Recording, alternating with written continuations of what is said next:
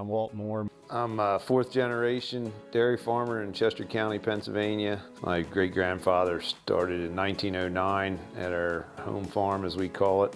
I've been back home since 1989, and I worked for my parents for 3 years, and then in 1992 we formed Walmoore Holsteins. We've grown it now to 1,150 cows, and we farm about 2,000 acres. And when I was 6 years old, I told my parents that I planned to go Penn State, get a dairy degree, and come home and take over the farm, and that's pretty much what I did.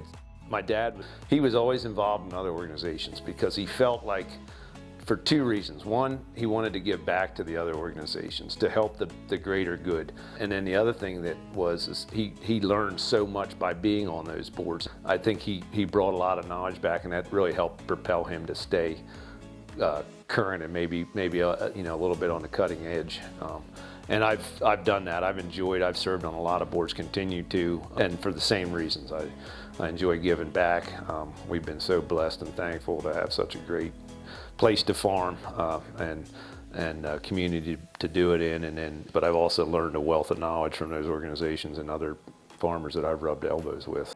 I was at some meeting in Pennsylvania. I think it was in late November or December. This is, gosh, easily 15 years ago. And the director of the Center for Dairy Excellence at the time pulled me aside at the end of the meeting. He says, "Hey, there's this group out in Wisconsin, and they're having this thing called a Manager's Academy, and we'd like to, if you're interested, we'd like to sponsor you to go."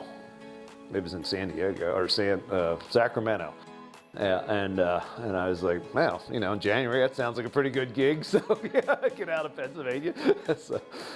So yeah, that's how we got connected. And the academy was fantastic. Their model is always pretty much always had 2 days of kind of classroom and 1 day of executive level tours. We got into the Wagyu cross beef. That was a tour in Texas. I got a connection there, and it spiked my interest. So, anyway, we turned that into earnest about 5 years ago. Got serious with it. So we're going literally, farm to fork, and I keep scaling up, and it's been a lot of fun.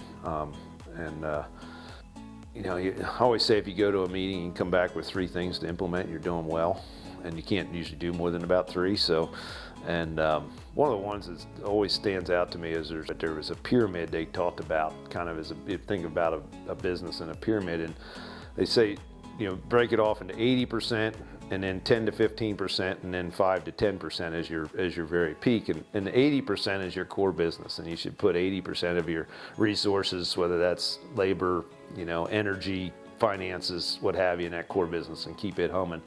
Then you got that 10 to 15% where you've kind of brought in a new idea, and you're trying to get that thing going. You're putting your energy into that with the idea that that's going to be additive to this core business. And then the 5% at the top is kind of the aha. What are we thinking? What's out there to grasp hold of? And I can remember specifically bringing that idea home, and then we had the opportunity almost immediately to haul our own milk.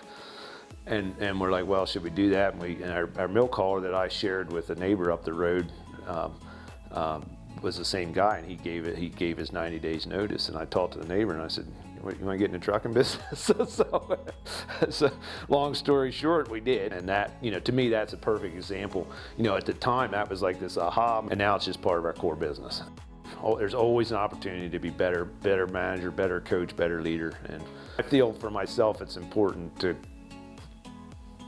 go away and just focus on, trying to improve me so I can bring it back and improve our businesses. So I try to make it a culture of improvement, and everybody is working, pulling from the same end of the rope. They may have their areas, but at the end of the day, it's milk and meat out the door, and what are we collectively doing to make that better? So.